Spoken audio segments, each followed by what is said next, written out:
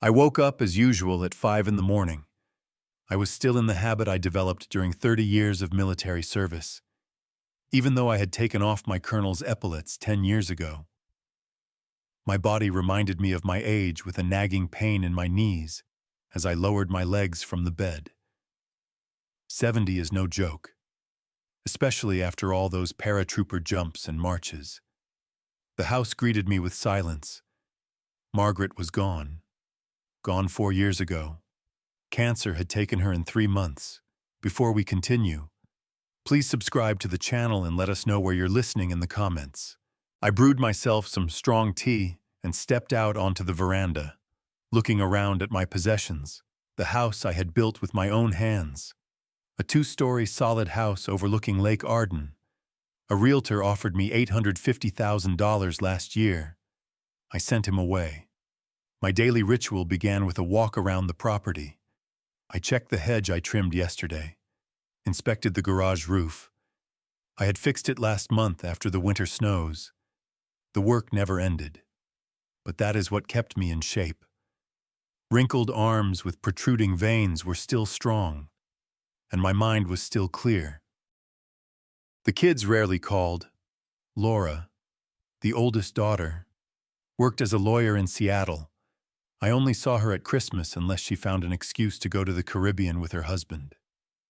Mason, the youngest, inherited my stubbornness, but not my work ethic.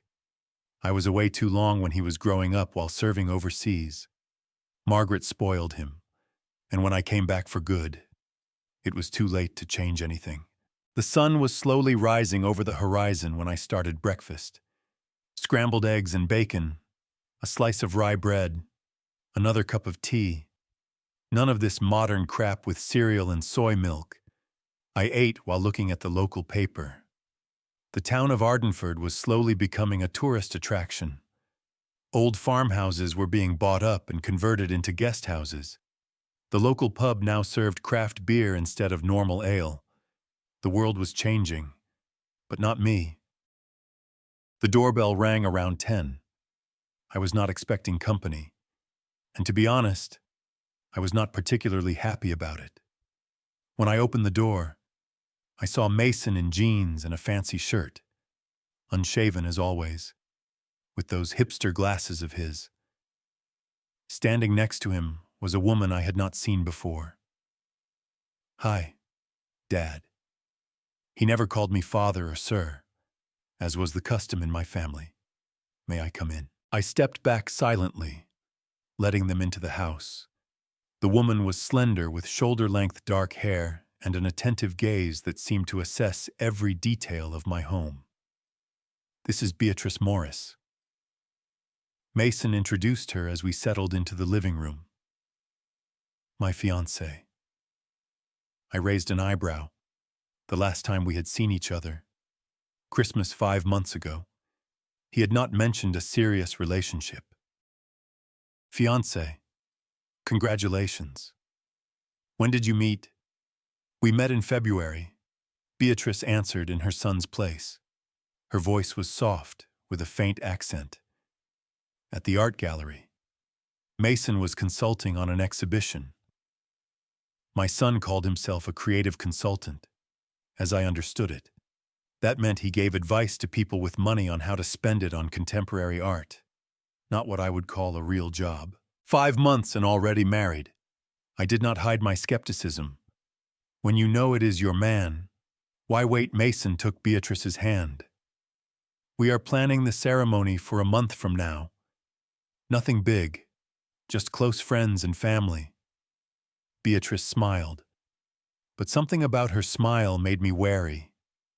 She reminded me of the intelligence officers I had worked with in Afghanistan, the same calculating appraisal in her eyes. "You are military, right?" she asked, pointing to a framed photograph of me in full uniform on the mantel. "Retired colonel." I nodded. 30 years of service. Impressive. She looked around the room. "It is a beautiful house. How long have you lived here?" "I built it when I retired. 10 years ago." "Built it yourself," Mason emphasized with a note of pride I rarely heard from him. From foundation to roof, Dad has always been self-sufficient. The last word sounded strange, like it was not a compliment. It must be worth a fortune now, Beatrice said, running her fingers along the oak arm of my chair. Real estate in Ardenford has skyrocketed in value in recent years. I remained silent. I did not like discussing money, especially with people I barely knew. We are actually here to invite you to dinner. Dad, Mason said, changing the subject. To get to know each other. Beatrice is making an amazing lasagna. And we wanted to talk about the wedding, she added. We are going to need your help with some arrangements. Arrangements, I repeated. You mean the money? Mason grimaced? Not necessarily, although financial support would not hurt. But the most important thing is your presence. I looked at my son, 35 years old and still asking his father for money. Margaret left him a decent sum when she died. Where did it go? When is this dinner tonight? If you are not busy. Beatrice answered quickly. At our house. Mason wrote down the address. She handed me a card with a neatly scrolled address in the new Ardenford neighborhood, where they were building fancy townhouses. Expensive place. I will be there at 6. I put the card on the table. Can I bring anything? Just yourself. Beatrice smiled, but her eyes remained cold. And maybe some photo albums. I would like to know more about Mason's family. After they left, I stood at the window for a long time watching them get into the brand new BMW. My son had never shown any interest in family history. What changed? At 6 p.m., I pulled up to their townhouse. Up close, it looked even more expensive. Modern architecture, large windows, a small but perfectly manicured garden. You could not buy that on a creative consultant's job. Either Beatrice had money or Mason was in debt. Dinner started off well. The lasagna was indeed delicious. The wine expensive. Beatrice asked me about my military career, about home, about Margaret. I answered with restraint. Years of service had taught me not to reveal too much information. Mason told me that you built the house for Margaret, Beatrice said, pouring coffee. It is so romantic. She always wanted a lake house. I replied. I promised her one when I retired. I remembered how Margaret and I had sat on the floorboards of the newly built porch, watching the sunset over the water. Finally, a real home. Wesley, she said.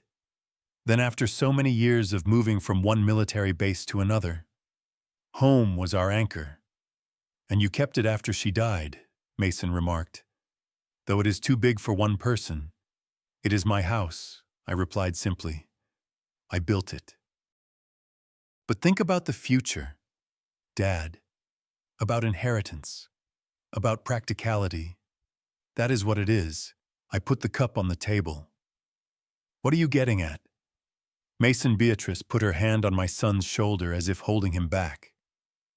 We are just worried about you. Mr. Thornton, living alone in such a big house at your age. What if you fall? Who will help? I parachuted over the Hindu Kush mountains before you were born. Girl, I said coldly, and I can still stand up for myself. No one doubts your competence. Her tone turned honeyed.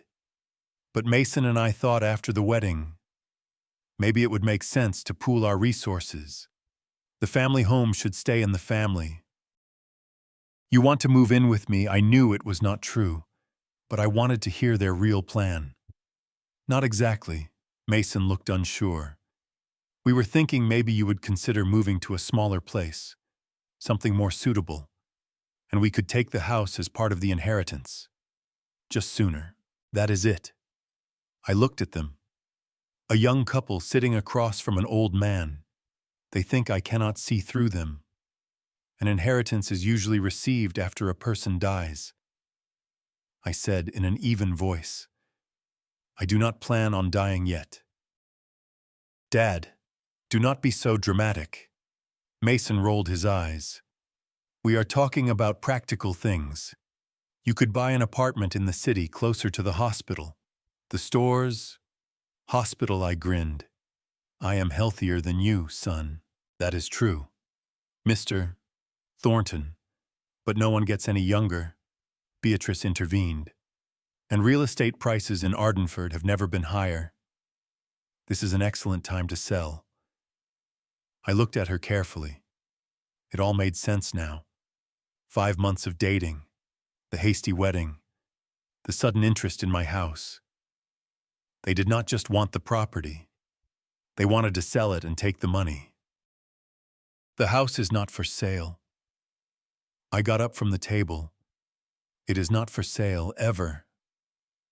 Dad, you did not even think. I have thought about it. Mason, this is the house I built for your mother. It is where I will spend the rest of my life.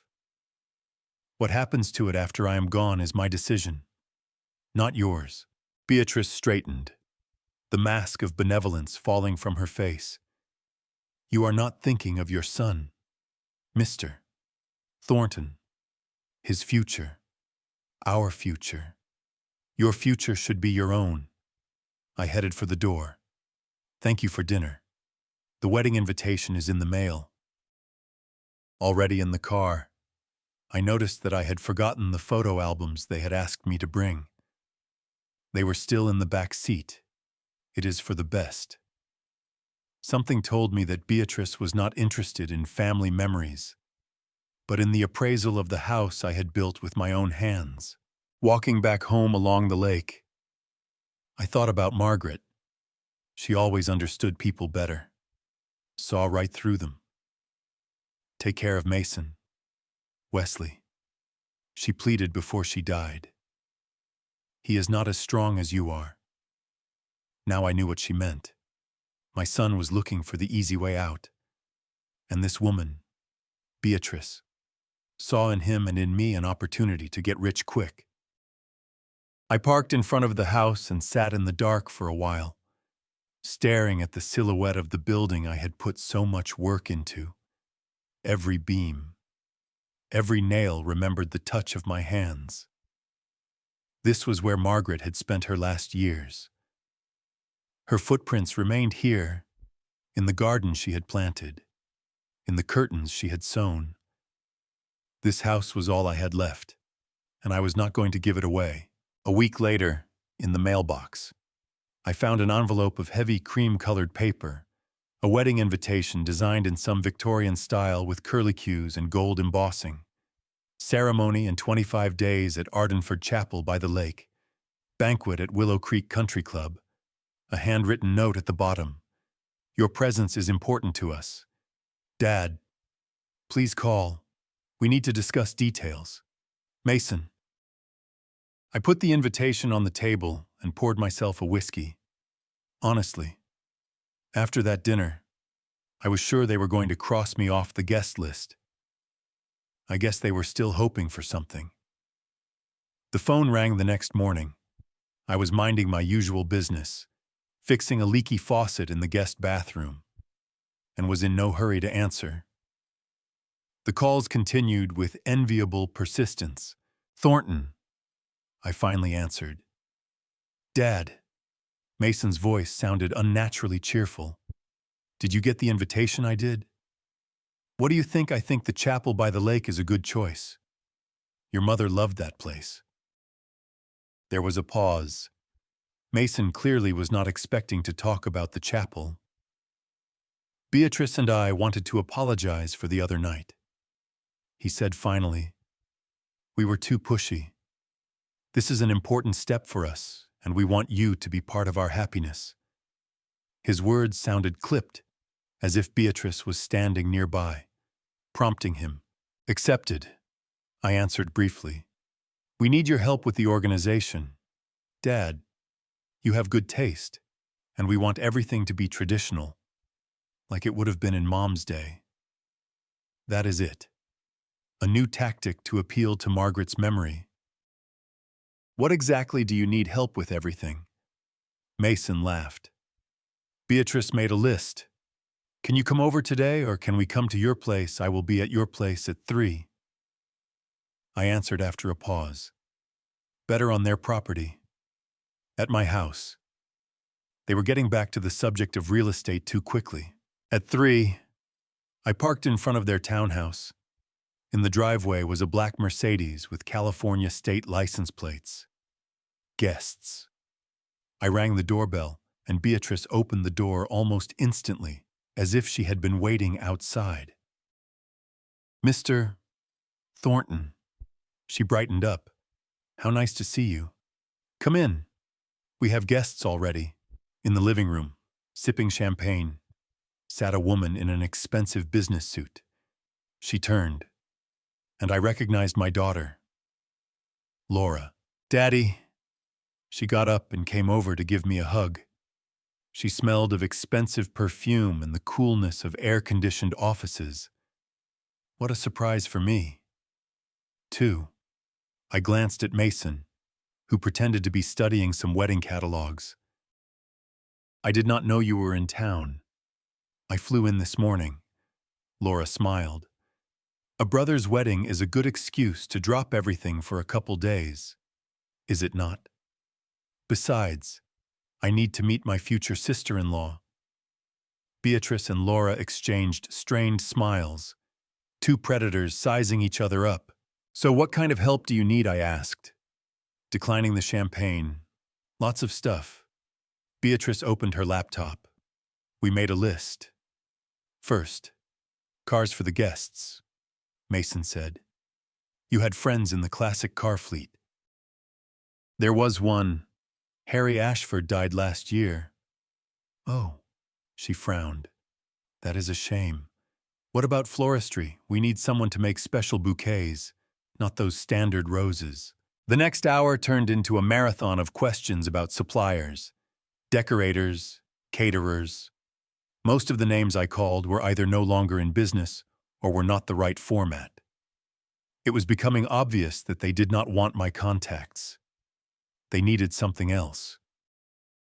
And then, of course, there is the matter of finances, Beatrice finally said, closing her laptop. A wedding is an expensive affair, especially at Willow Creek. I pointed out, why go big if you want a small ceremony for your loved ones? Because it is a big day. Dad, Laura interjected, a day that will be remembered for a lifetime. Mason deserves the best. And how much will the best cost you? Beatrice said a sum that made my eyebrows rise. And you expect me to cover all of it? Not all of it, Mason answered quickly. Beatrice's parents are contributing their share. But traditionally, the father of the bride. I am not the father of the bride. I interrupted him. I am the father of the groom. But my father cannot afford it, Beatrice said quietly. He is just a teacher. Then maybe we should choose a ceremony we can afford. There was an awkward silence. Laura shook her head, looking disappointed. Dad, you could be a little generous, she said. After all, you have the means, and this is Mason's only wedding. I hope so. I looked at my son. Good. I will pay for half, but on one condition. What is that? Beatrice stepped forward. No more talk of my house, not now, not after the wedding. Mason and Beatrice looked at each other. Of course.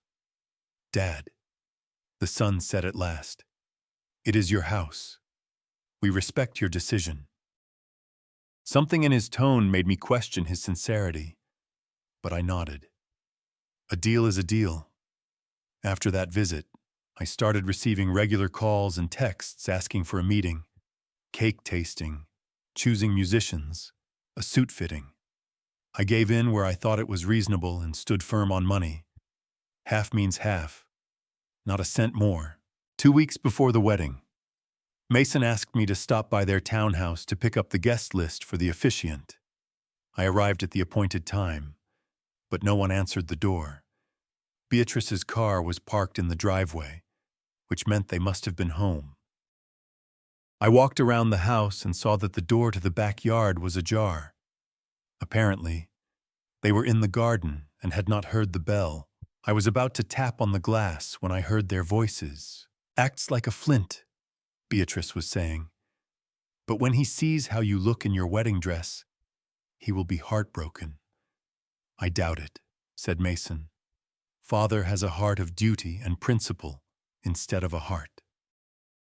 "But do not worry. I talked to Laura. She is a lawyer, and she has found a solution." "What is it after the wedding?" "We are filing a petition to have him declared incompetent. Laura will draw up the papers. We have a neighbor doctor who can do an evaluation. The old man lives alone, sometimes talks to himself. I heard him talking to a picture of my mom. You think the court will agree with a good lawyer?" "Yes. And once we get custody, we can sell the house or remodel it. Can you imagine the living room if you took out the wall between the kitchen and the dining room?" I froze, feeling the blood rush to my face. Incompetent. Me. Colonel Wesley Thornton. "I do not know. Mason." Beatrice's voice sounded concerned. "Your father does not look like an imbecile. He is very focused. It is a military bearing, but he is 70. Dementia would not surprise anyone at that age. And with Laura on our side." I backed off quietly. "So, my daughter is in on it too. Both my children conspired to declare me crazy for the sake of the house I built with my own hands for their mother." I got in my car and drove away without waiting for them to find me. I needed time to think. The next day, I called Laura and asked her to come over alone without Mason and Beatrice. She agreed, though I could hear the surprise in her voice. Laura arrived in the late afternoon as the sun was setting over the lake. I met her on the veranda with a glass of whiskey. "It is beautiful here," she said, looking around. I had forgotten the view from this veranda. "Sit down." I pointed to a wicker chair. "Something to drink. A gin and tonic if you have it." I made her a drink and sat down across from her.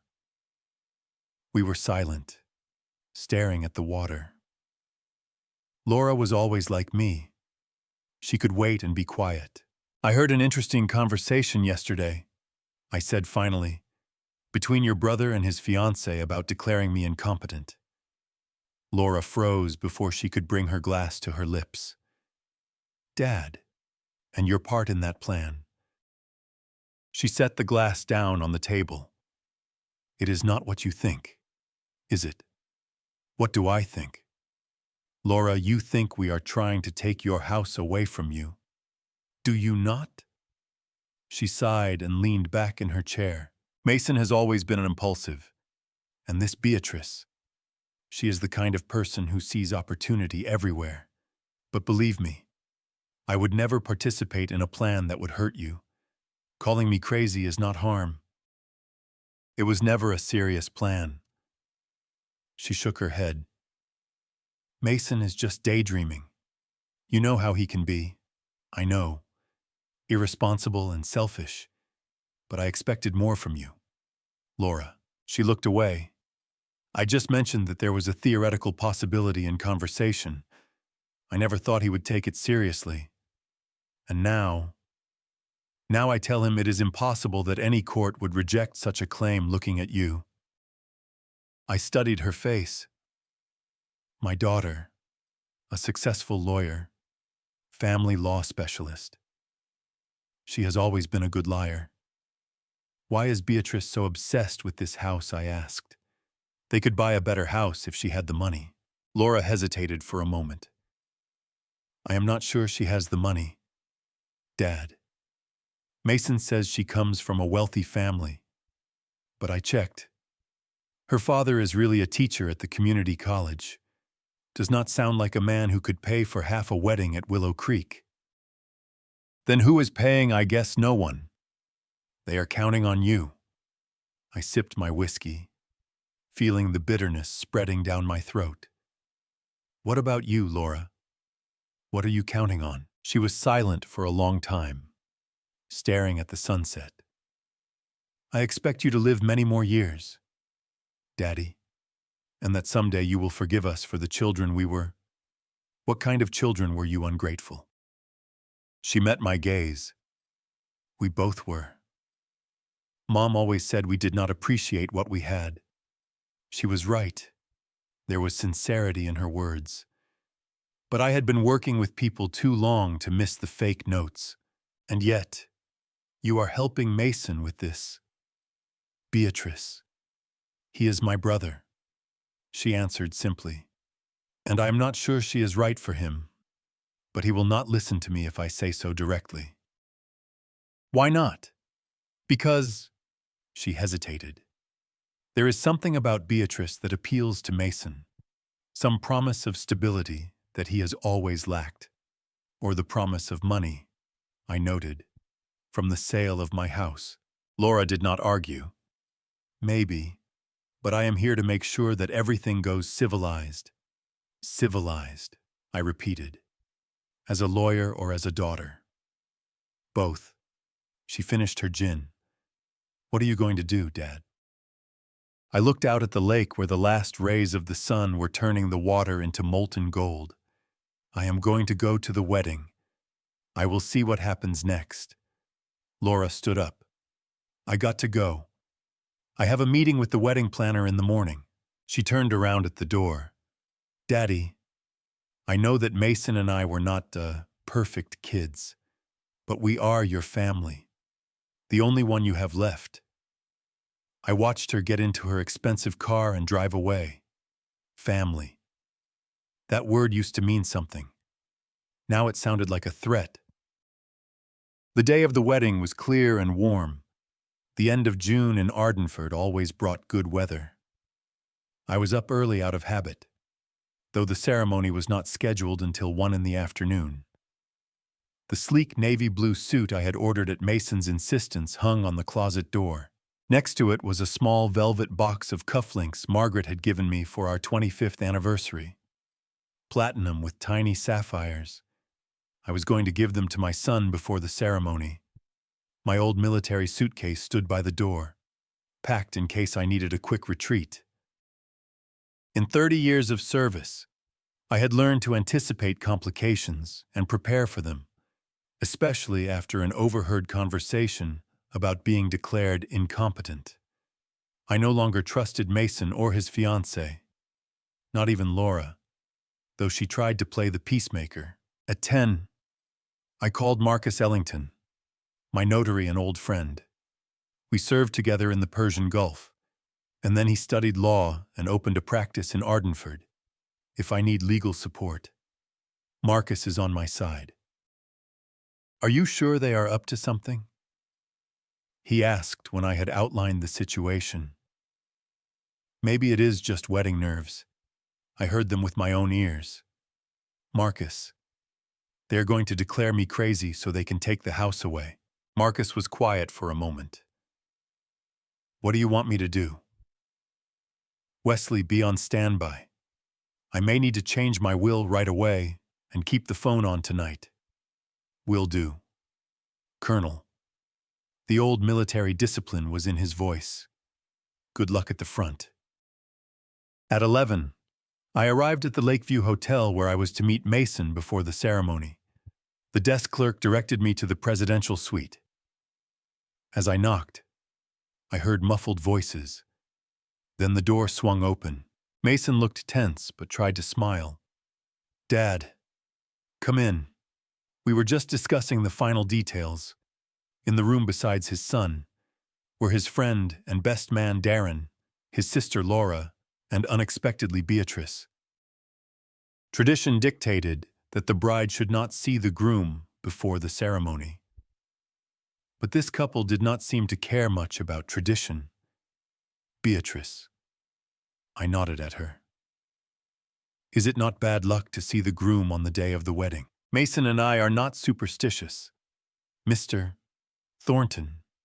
She smiled her cold smile, Besides, we had an important matter to discuss. A family matter.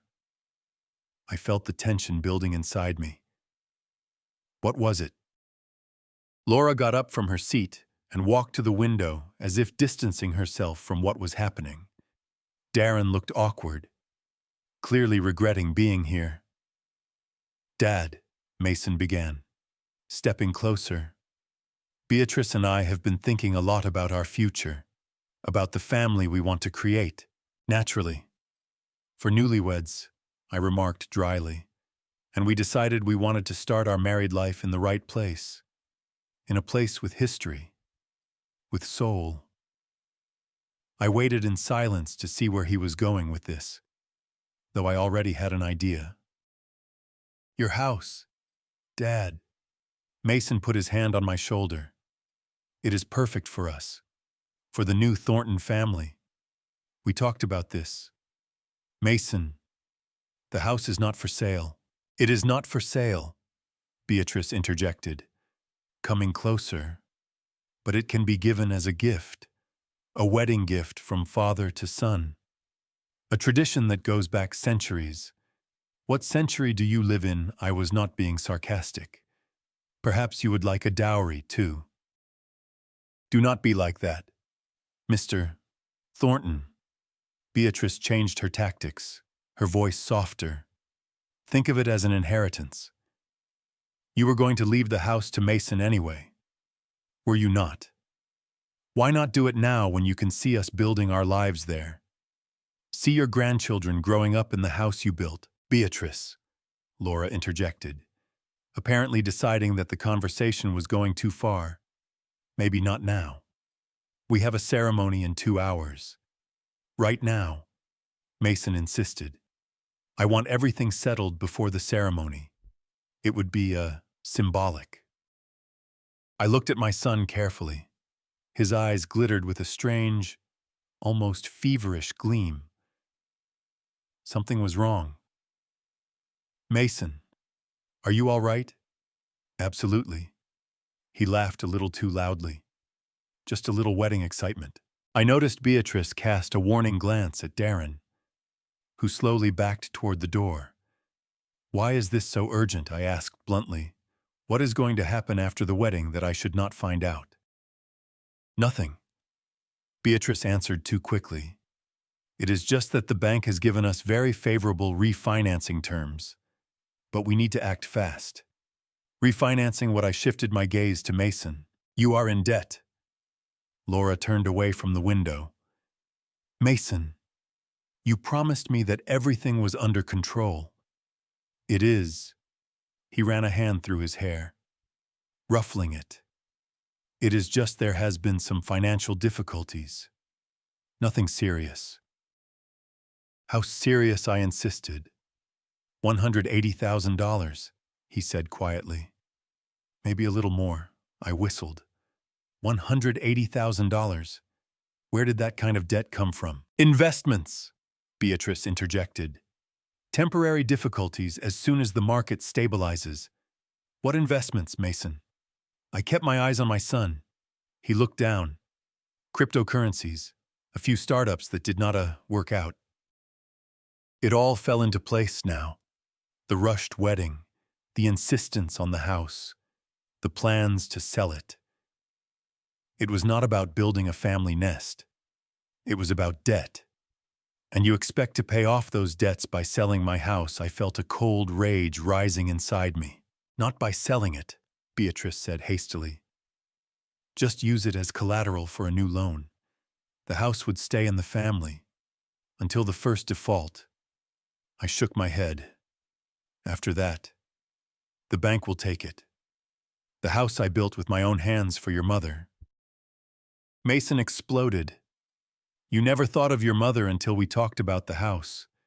Your missions, your service, your precious career were always more important to you. And now you are clinging to this house like it is the only thing that matters because it is the only thing left of her. I raised my voice too. The only place where she was truly happy. Happy Mason grinned bitterly. Was she happy when you were away for months, when she had to raise us alone when she did not know if you were coming back from your secret operation. Do not you dare! My voice turned icy. Do not you dare use your mother as a weapon against me. She knew what she was getting into when she married me. And she never ever blamed me for my choices because she was too good for it.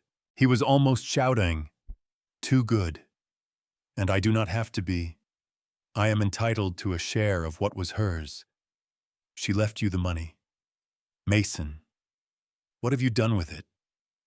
He turned away, avoiding my gaze. You never cared what I did, he said quietly. My exhibitions, my projects, you always thought they were a waste of time. Because they were a waste of time. I pointed my finger at him. Look at you, 35 years old, and you have nothing of your own, only debts and plans to use other people's. Enough! Beatrice stepped between us. This is supposed to be a happy day. Let us just calm down and discuss this like adults. I said, pulling myself together. My answer is no. The house will not be signed over to anyone. Not today. Not after the wedding. And you can forget about your plans to declare me incompetent. It will not work. Beatrice has gone pale. I do not know what you are talking about. I heard you talking about how you are going to put me in a nursing home after you get custody, how you are going to remodel my house, tear down the walls. Mason looked shocked. You have been spying on us. I came to pick up the guest list like you asked. It is not my fault you were discussing your plans with the door open. Laura came closer. Dad, it was just a theoretical discussion. No one was going to... Do not lie to me. Laura, I looked at my daughter. You know better than that. You said yourself that you could prepare the documents. There was a heavy silence. Darren at the door looked like he wanted to fall through the ground. Okay, Mason said finally, his voice oddly calm. Either you sign the house over to me today, or you can forget about the wedding. Mason, Laura exclaimed. You cannot... I can... He looked me straight in the eye. What do you say? Dad, your house or my wedding? I slowly pulled a box of cufflinks out of my pocket and placed it on the table. This was supposed to be for you, from your mother, and from me. But you do not deserve her legacy. Mason turned pale. Get out. What, get out? He pointed at the door. You are no longer invited to my wedding. You are no longer my father.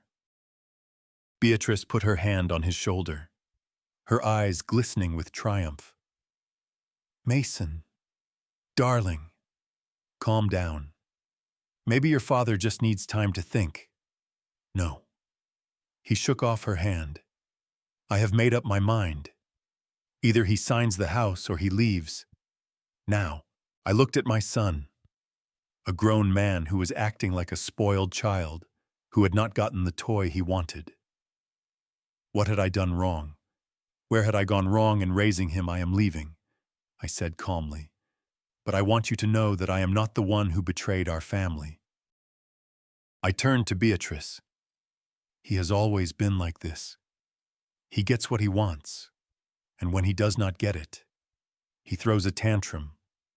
Let us see how long you two can stay together when the money runs out. How dare you? She burst into flames. I love Mason.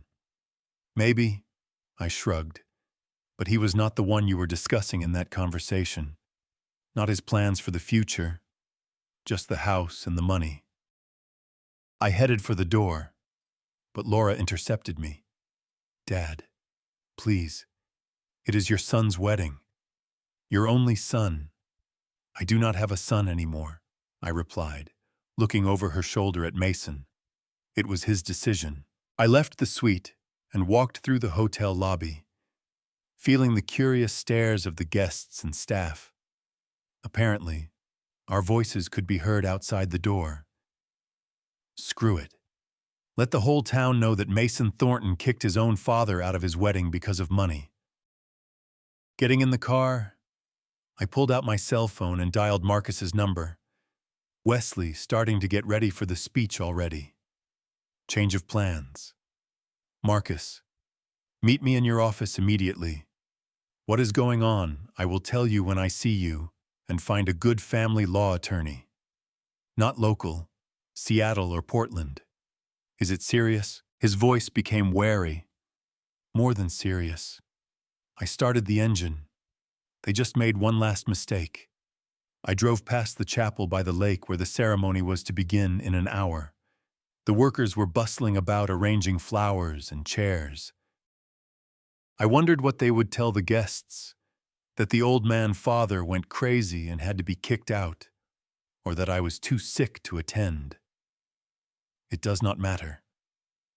I fought my battles for 30 years and never backed down. I am not backing down now. If they think they can declare Colonel Wesley Thornton crazy and take away what he holds dear, they will soon find out how badly mistaken they are. I parked outside Marcus's office and took a deep breath before getting out of the car. A plan was already forming in my head. Clear, detailed, ruthless. Just like the old days when the lives of my men depended on the right strategy. Marcus Ellington's office was in an old brick building on Ardenford's main street. Inside, it smelled of leather, paper, and old wood. Smells I had always associated with reliability. Marcus met me at the door, his usually relaxed face tense. "You look like you are going into battle." "Wesley," he said, walking me into his office. "I am." I sat down in the chair across from his desk. "I need to change my will today." Marcus whistled. "On the day of your son's wedding." What happened, I told him briefly about the conversation at the hotel, about Mason's demand that I rewrite the house, about how I had been kicked out of the ceremony. "God! Wesley!" Marcus shook his head. "I am sorry. I do not need pity." I straightened in my chair. "I need action. I want Mason out of the will completely, and I want it done before the wedding ceremony." "Technically, it is possible." Marcus opened his laptop. "We can make a new will right now. But are you sure it is a big step?" "I am absolutely sure." "What about Laura?" I have been thinking. "Laura was part of the conspiracy, but at least she tried to mediate."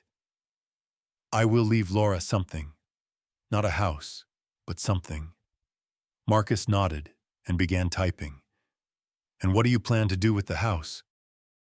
"That is a good question. I had not really thought about it before. Who should I leave the house I built for Margaret? To I have not decided yet." I admitted. "Maybe to some veterans' charity." Or I stopped talking, thinking of Emily, Laura's daughter, my granddaughter, the only one who was genuinely interested in my war stories, who came over for summer vacations and helped me in the garden.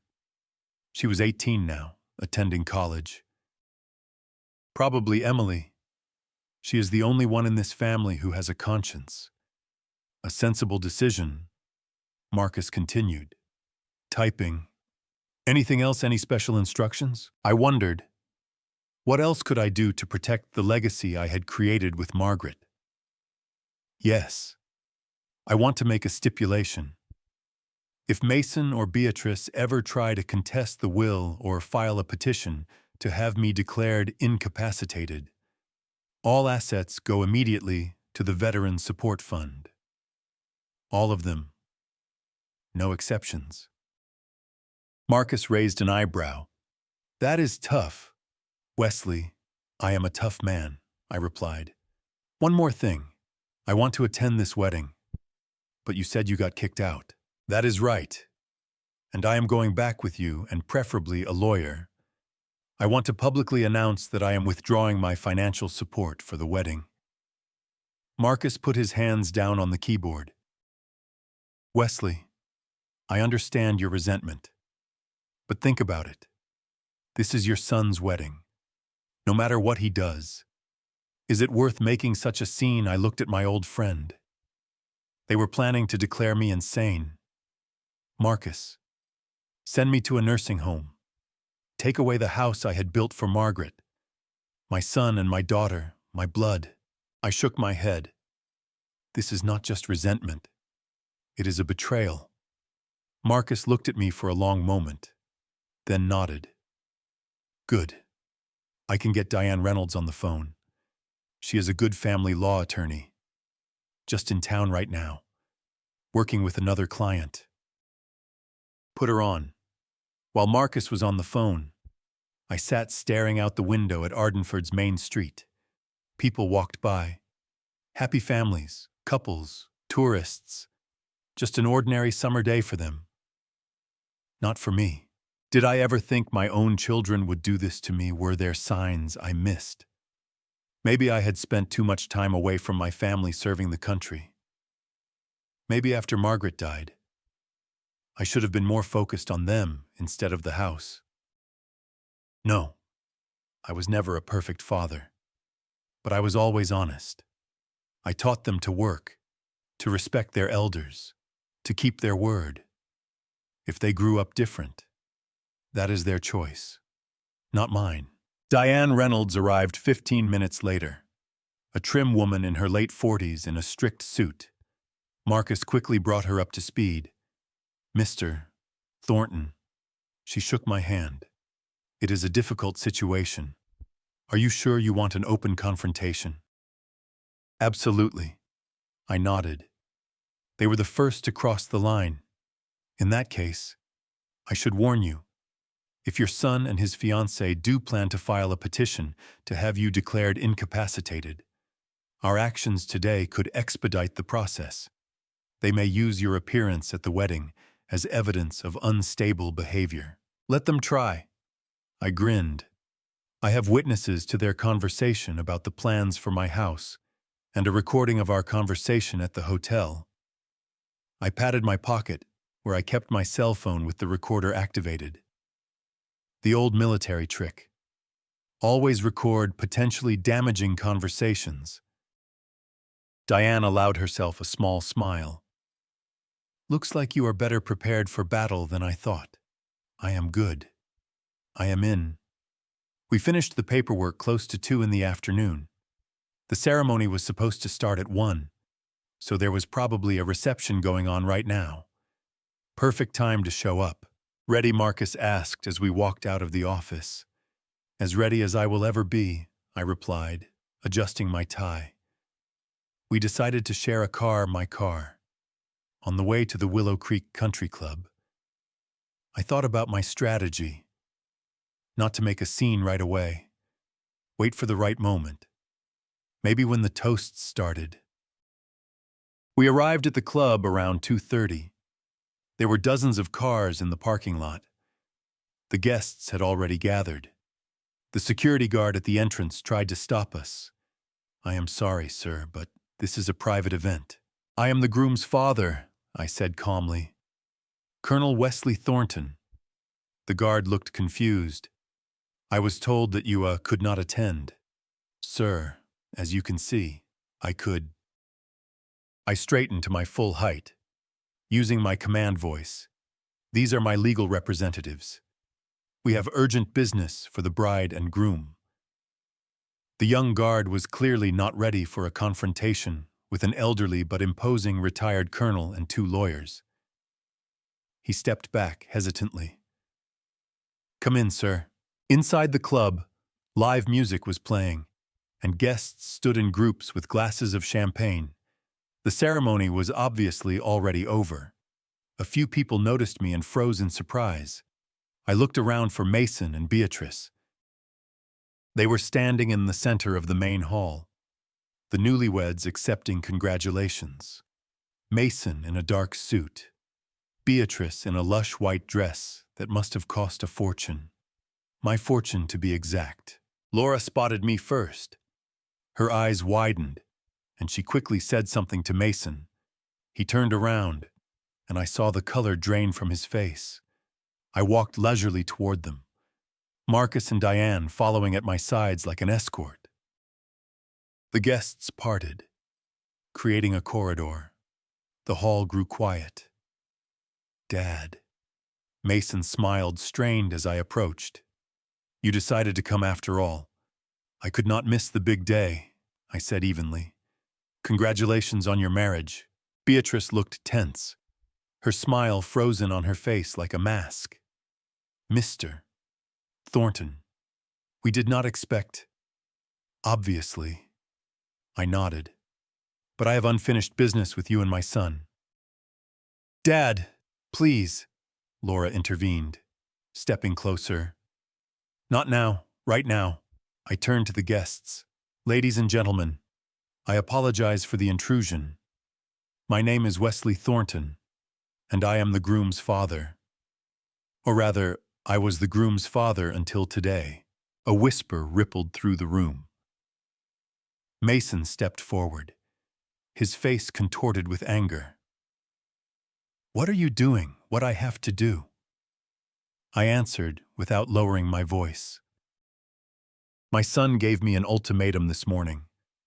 Either I sign my house over to him, or I am out of the wedding. I refused to give up the house I had built with my own hands for his late mother, and I was banished. The guests murmured. One of the older women gasped. But that is not all, I continued. Recently, I overheard a conversation between my son and his fiancée. They were planning to file for a declaration of incapacity after the wedding in order to gain control of my estate. My daughter, a lawyer, I pointed to Laura, who had gone pale, agreed to help them with the paperwork. That is a lie, Mason shouted. Dad is sick. He is paranoid. It is not true, I replied calmly. I have a recording of your conversation and witnesses. I pulled out my phone and turned it on. Mason's voice, slightly distorted, but recognizable, filled the suddenly silent room. After the wedding, we are filing a petition to declare him incompetent. Laura will prepare the papers. We have a doctor neighbor who can do an evaluation. I turned off the tape and turned to Mason. His face was contorted with rage and shame. You had no right to. I did. This is my life, my home, and I have the right to protect them. Beatrice grabbed Mason's arm, her eyes shooting lightning bolts. Why are you making this scene? What do you want? Justice. I turned to Marcus. This is my notary, Mr. Ellington, and my lawyer, Miss Reynolds. I changed my will today. Mason Thornton is no longer my heir.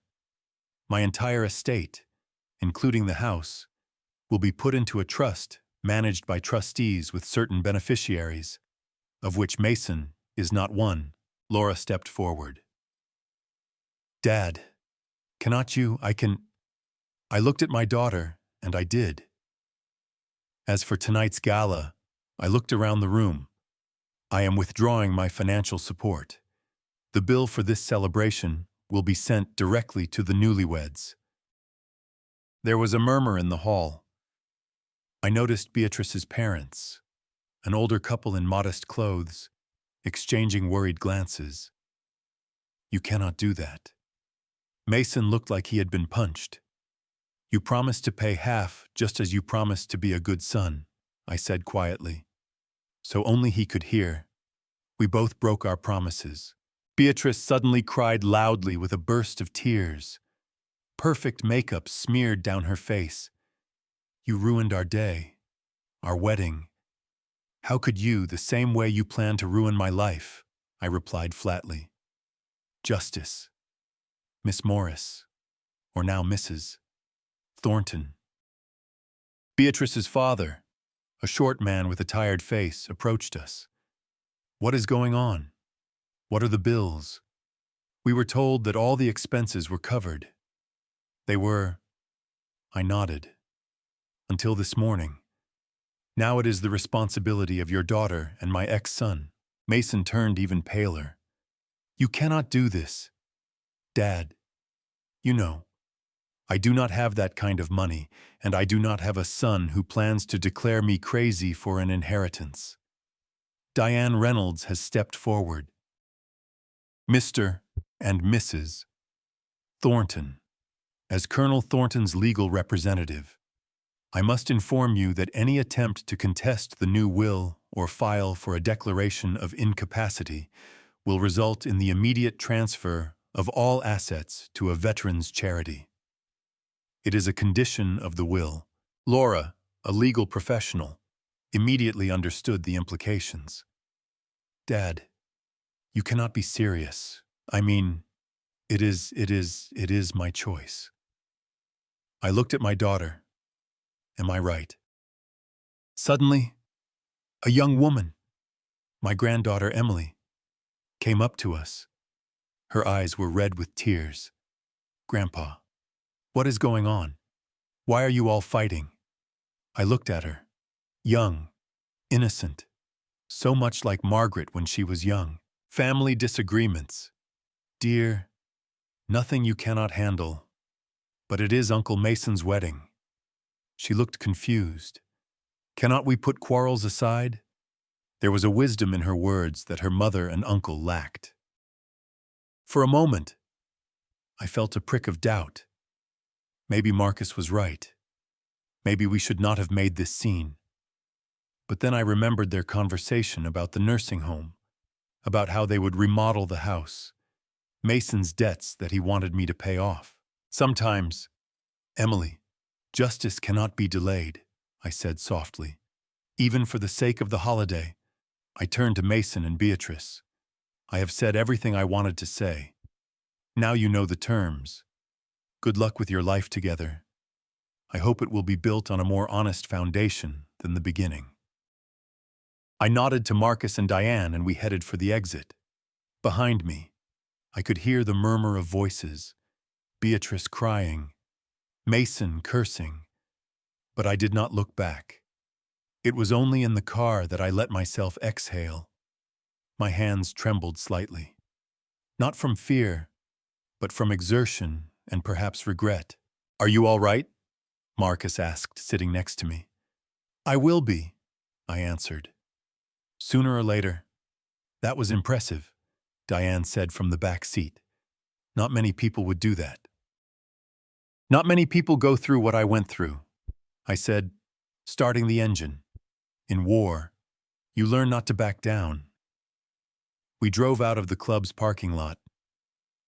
I could not help but take one last look at the building where I just ruined my relationship with my own son. Perhaps forever. Had I been too cruel, maybe. But they left me no choice. They were the first to declare war, the first to cross the line. I was just defending what was dear to me, my freedom, my home, the memory of Margaret. And yet somewhere deep inside were the memories of little Mason learning to ride a bicycle, of carrying him on my shoulders, of his first tentative steps lived. There was pain, the pain of a father who had lost his son not on the battlefield, but in a battle for an inheritance. I gripped the steering wheel tighter. What is done is done. Colonel Wesley Thornton never regretted a decision, even the hardest ones. The week after the wedding passed in a strange silence. No calls from Mason or Laura, no threats or attempts at reconciliation. Only once did I notice Beatrice's car driving slowly past my house. She did not stop. The town of Ardenford was buzzing with gossip. At the local coffee shop, the chatter died down as I entered, then picked up again as soon as I went to my table. It did not bother me. In my years of service, I had gotten used to people talking behind my back. Tuesday morning, while I was having breakfast at the Morning Breeze, the only decent coffee shop in town, a man approached me, a stout military-looking man about my age, Colonel Thornton. He held out his hand. Major Simon Huxley, Marine Corps, retired. I shook his outstretched hand. To what do I owe the honor? Major, may I sit down? He pointed to the chair across from me. I nodded, and Huxley took a seat at the table with a cup of coffee in front of him. Heard about your situation, Colonel. Small town. News travels fast. I am sure it does. I sipped my coffee. And what did you hear? That your son and his new wife tried to take your house. That you fought them off. That now they plan to sue you. I raised an eyebrow. That last one was news to me. Huxley shrugged. Like I said, rumors. But that is not why I am here. I represent the local Veterans Association. We meet every week at the library. Nothing fancy, just conversation, support. Sometimes small projects for the community. We would like to have you among us. I studied his face. There was no pity or condescension in it. Just the straightforwardness of a soldier addressing an equal. Why would I do that? Major, because when the rear betrays, the front must stick together, he answered simply. Tonight 6, west wing of the library, out of uniform, but with orders, if you like. He rose, shook my hand again, and walked away, leaving me pensive. I had not attended a veterans meeting since I had moved to Ardenford. I preferred the solitude. But now that my family had turned their backs on me, the prospect of spending an evening among men who understood the value of duty and honor seemed appealing. At 6 in the evening, I was outside the library. In the west wing, about 12 people of various ages were sitting around a long table, ranging from very young guys recently returned from the hotspots to gray-haired Vietnam veterans. Huxley noticed me and stood up. Colonel Thornton, he addressed the group. Guys, this is Colonel Wesley Thornton. 30 years of service. Special operations. I nodded, feeling a little uncomfortable with the attention. It had been a long time since I had been in a room full of military men. Have a seat. Colonel, one of the older men said. Make yourself at home. I took a vacant chair. The next 2 hours passed surprisingly quickly.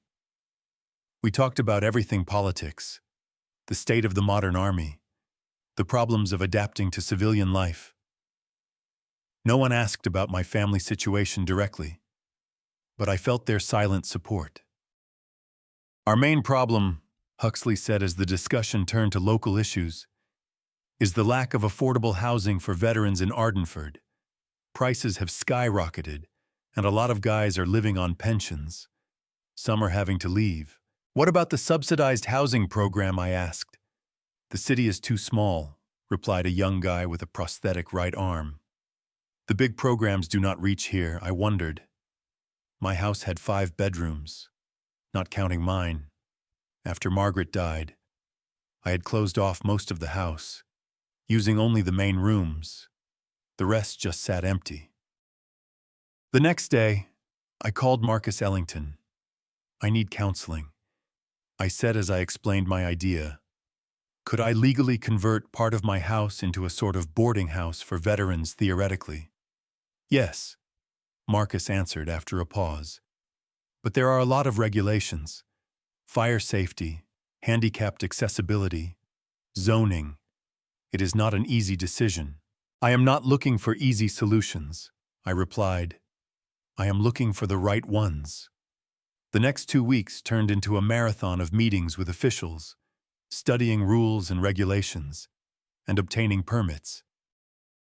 City officials were skeptical at first, but when I mentioned that I was willing to fully fund the project with my own money, their enthusiasm increased. Huxley and a few other veterans volunteered to help with the renovations. We started on the top floor, converting 3 bedrooms into comfortable living rooms. I enjoyed the physical labor of tearing down unnecessary partitions, installing new doors, and painting walls. It reminded me of the time I built a house for Margaret. One day, as Huxley and I were discussing a plan to remodel the back porch for wheelchair access, a familiar car stopped at the gate. Emily, my granddaughter, got out of the car and walked uncertainly toward the house. I will leave you to it, Huxley said tactfully, noticing my tension. Emily came up when he had already left. She looked gaunt, shadows under her eyes. Hi, Grandpa, she said quietly. Emily? I nodded. Would you like some tea? She nodded, and we went into the kitchen. I put the kettle on and took out her favorite cookies, the ones I always kept in stock in case she came to visit.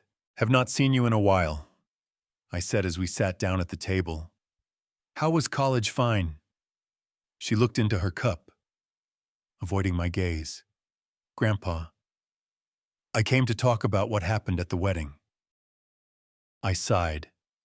Did your parents send you? No. She raised her head, anger glinting in her eyes. I came on my own. They do not even know I am here. I am sorry. I held up my hands. I did not mean to hurt you. She calmed down a little. After the wedding, everything went wrong. Uncle Mason and Beatrice canceled the honeymoon. They had trouble paying the wedding bills. Mom and Dad fought over whether they should help them. And then Mom said, "You changed your will, and now neither of them will get anything." Not exactly. I sipped my tea. You are not excluded from the will. Emily looked at me in surprise. Me, but why? Because you are the only one in this family who has never tried to use me. I shrugged. The only one who came just for fun, not when she needed something. She lowered her eyes. That is not true. I came when I needed something. Too. When I was sad, or when I was fighting with my mom. When I wanted to hear your stories or work in the garden to clear my head. This is different. Emily, you came for what I could give you myself. Time, attention, advice. Not for money or possessions. She was silent for a long moment, then looked up. Did they really want to declare you crazy? Yes. But why Uncle Mason always said he hated this house, that it was too haunted. I chuckled wryly. It was not the house he wanted. It was the money from selling it. Your uncle has some serious debts. Debts. She looked surprised, but he always seemed so successful. Seeming and being are different things. I leaned back in my chair. A lesson your uncle never learned. Emily looked around, noticing the tools and building materials stacked in the corner of the kitchen. What is going on here? Grandpa, are you renovating the house? Not exactly. I explained my plan to create a boarding house for veterans. The top floor is almost finished. Soon we will start working on the addition for the common living room. Her face brightened up. That is wonderful. Is there anything I can do to help? I am on vacation in 2 weeks. I was touched by her enthusiasm. Of course. We could use some help with organizing the garden and with making a list of things we need for the rooms. She smiled, and for a moment I saw Margaret in her. The same light in her eyes. The same genuine smile. Grandfather. She suddenly became serious. I think you should talk to Mom. She is very worried. Worried about the will, I shook my head. Not about me. Not only that. Emily insisted. She is afraid you will never make up, that you will be here alone. I am not alone.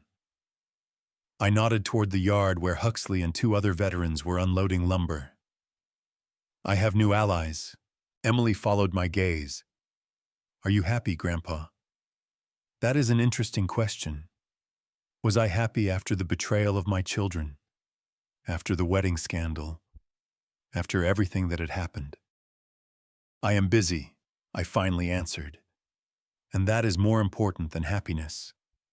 I have a purpose. The house I built for your grandmother will serve those who deserve it. Men of honor. Emily covered my hand with hers. I am proud of you, Grandfather. Her words touched me more than I expected. Perhaps all was not lost in this family. That evening, After seeing Emily off, I sat on the veranda with Huxley. We discussed plans for the next week and drank whiskey while watching the sunset over the lake. "You have a good granddaughter," Huxley said, "not like her father and aunt." "Yes," I nodded. "She is more Margaret than my blood. She has been asking me about the boarding house. She wants to help design the rooms. Emily has always loved creative projects." I smiled, remembering how she had helped me paint the gazebo 2 years ago. She has a good eye. We were quiet for a moment, watching the last rays of sunlight color the lake golden. "You know," Wesley Huxley finally said, "when I got back from my last tour, my wife filed for divorce, said she could not live with the ghost anymore. The kids chose her side. I thought my life was over. And what happened? I found a new mission." He shrugged, "Started working with veterans, helping guys even worse off than me. And you know what? I found a new family. Not blood, but a real one."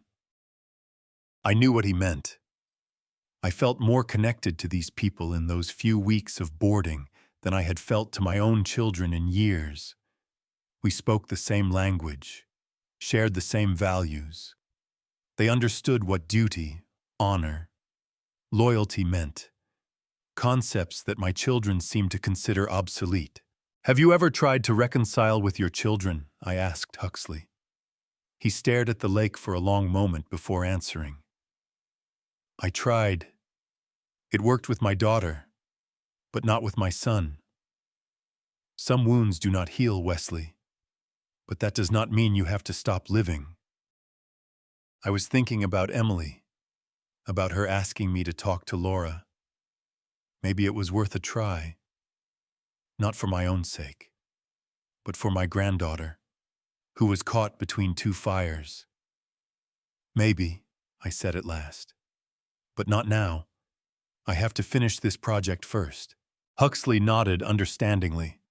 The next day, I met with the architect to discuss the plans for the addition. We decided to create a common living room with panoramic windows overlooking the lake and a small dining room, a place where veterans could gather, talk, and support each other, like our meetings at the library, but in a more comfortable setting. When the architect left, I stood on the lakeside for a long time, looking at the house I had built for Margaret. It had always been too big for the two of us, but she insisted on extra bedrooms for the children and grandchildren. She believed that one day the house would be filled with family. Now perhaps it will be filled with another family, not blood family, but bound by shared trials and mutual respect. What would Margaret say about my decision? Would she approve of turning our family home into a boarding house for veterans? I think so. She has always understood my dedication to service, always supported me, and she would agree that the house should serve those who share our values.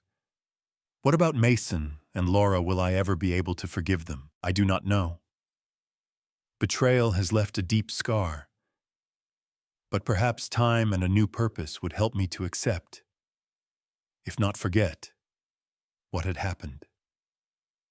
4 months later, we inaugurated Margaret's boarding house, a project I named in honor of my wife. 3 veterans had already moved into rooms on the top floor, and 2 more were due to arrive the following week. The addition with the common living room was almost finished.